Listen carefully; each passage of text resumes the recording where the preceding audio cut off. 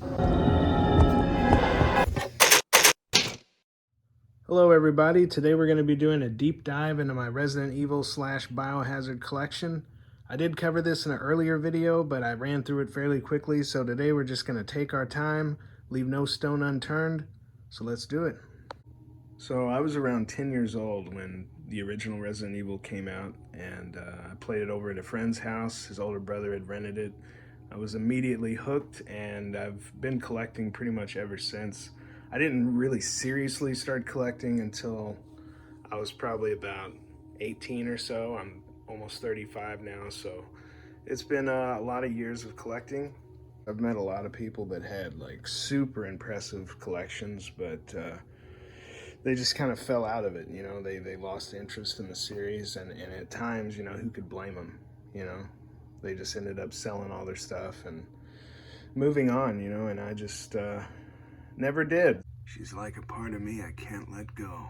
Starting with the games, I have them displayed on this old CD DVD shelf, and I've run out of room, so I've just been double stacking the games.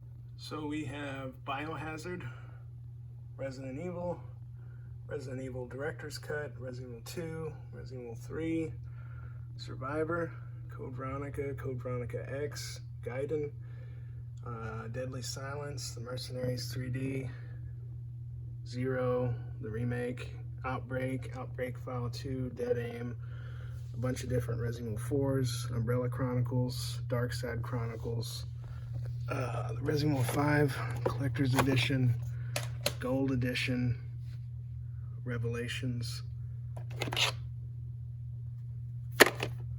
the Origins Collection, 7, the remake of 2, the remake of 3, and Village. You'll notice 6 is not on this shelf. It is to date the only Resident Evil game I've traded in. Obviously there's been a lot worse games, but just the fact that it was a numbered entry, I guess, hit me harder. I do still need to get the long box version of RE1. That was the very first Resident Evil game I had, was the long box version, along with the long box version of Destruction Derby. Those were the first 2 games that I had on PlayStation. I take that back. The very first game I had was it was terrible. It was called Perfect Weapon. Okay, just YouTube it. It's awful. One last thing I'll say about the games is that I really miss when they had manuals that meant something. They had like fun stuff in the manual. Today you don't even get a manual. And if this came out today, you wouldn't get a disc, right? You'd get like a code. But back in the day, you got a disc and vice versa. Pretty dope. Up here, we just have some unofficial props. Typewriter, a knife that looks kind of similar to Krauser's knife, a knife that looks vaguely similar to Chris's knife. We have the Resident Evil 4 chainsaw controller. Not very practical, but it's really cool to look at. Also love how the blade is going right through Leon's face.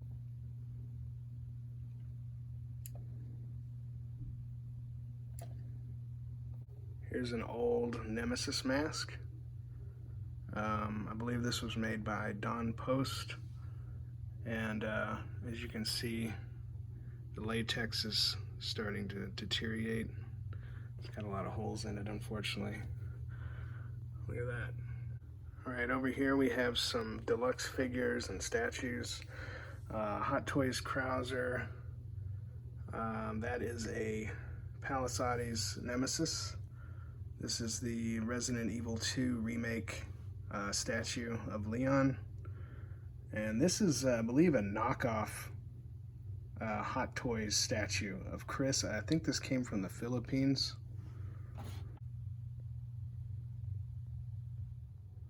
This artwork back here is from a stop motion little short film I made years ago.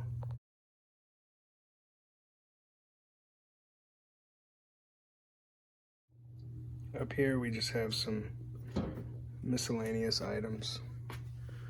We've got some laser cells that came with the premium collector editions. soundtrack. We got some ancient herbal tea. I believe this came with the this controller.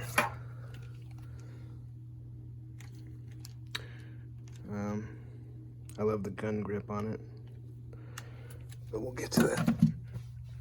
We have this right here. This was a promo keychain that was given out at E3 way back in the day.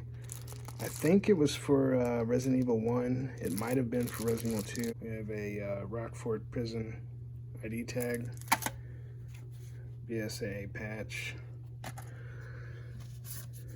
Wesker's report, just some cases for the 3DS.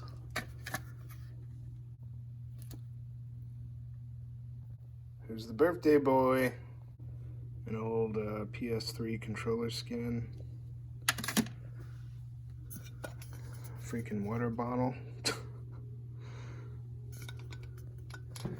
We have the Trisol bag, PS3 cover, the Resident Evil 4 Chainsaw Ganado mask that I believe came with PlayStation Magazine.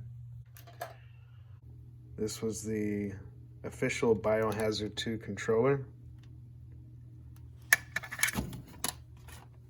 This was for the Wii shooter. And then down here we just have a bunch of books and comic books, walkthrough guides and magazines. Jesus. Umbrella Archives. These were pretty awesome. Just tons of concept art and character bios and whatnot. Another one. We've got some old magazines.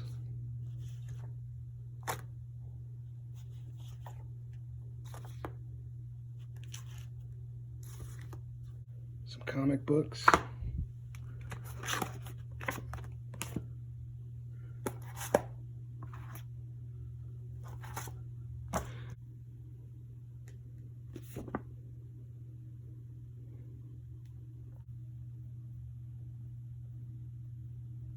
Chicken Knife and All Stars.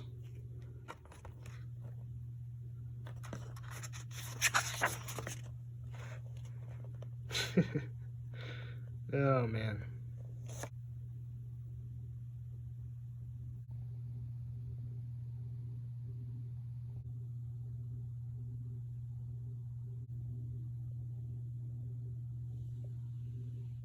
Some more comics. Ugh. I wish I could.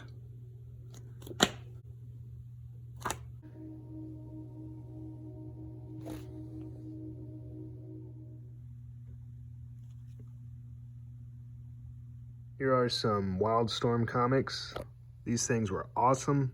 The artwork was great, and early on in the early issues, the original stories they had, I felt tied in really nicely with the lore.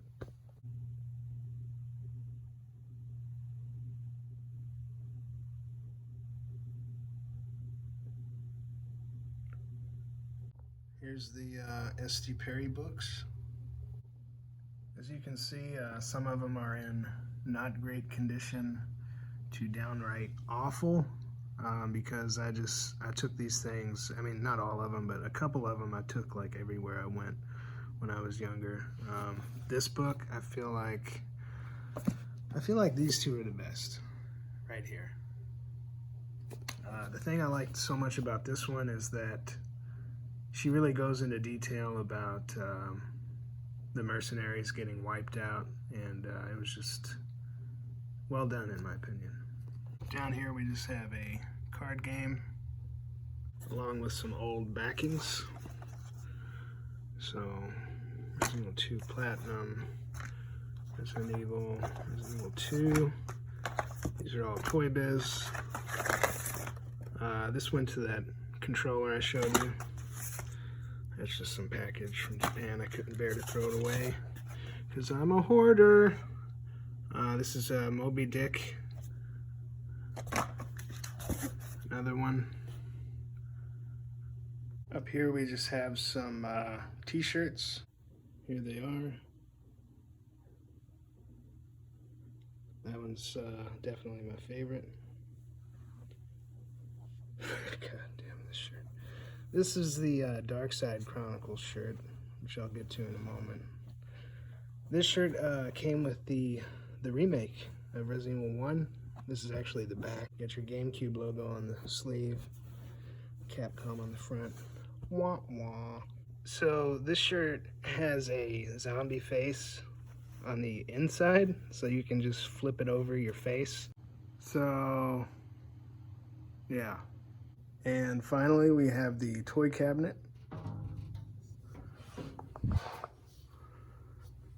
So we've got the Toy Biz line, the very first Resident Evil figures, right next to the Palisades figures. Down here we have NECA.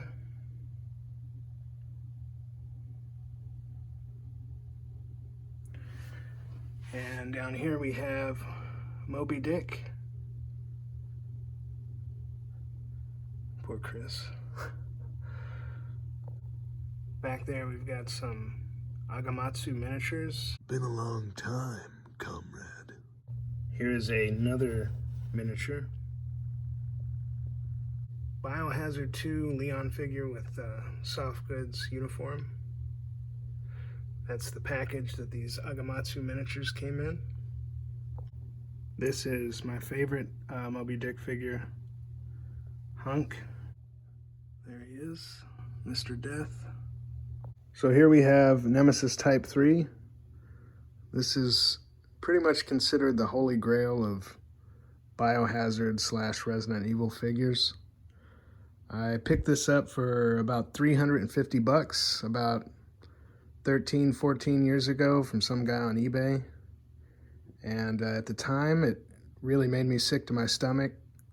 But all these years later, it's going for something ridiculous, like $6 grand. So it doesn't feel so bad now, but it certainly did back when I bought it. I have this rib spike right here. It's around here somewhere. They tend to fall out a lot. But there he is. Acid bubbles. His brain. Tentacles. His nasty legs. Nasty feet. Elbow bone protruding. His maw. Alright, well that about wraps it up. Thanks for watching. I love you guys. Stay safe out there.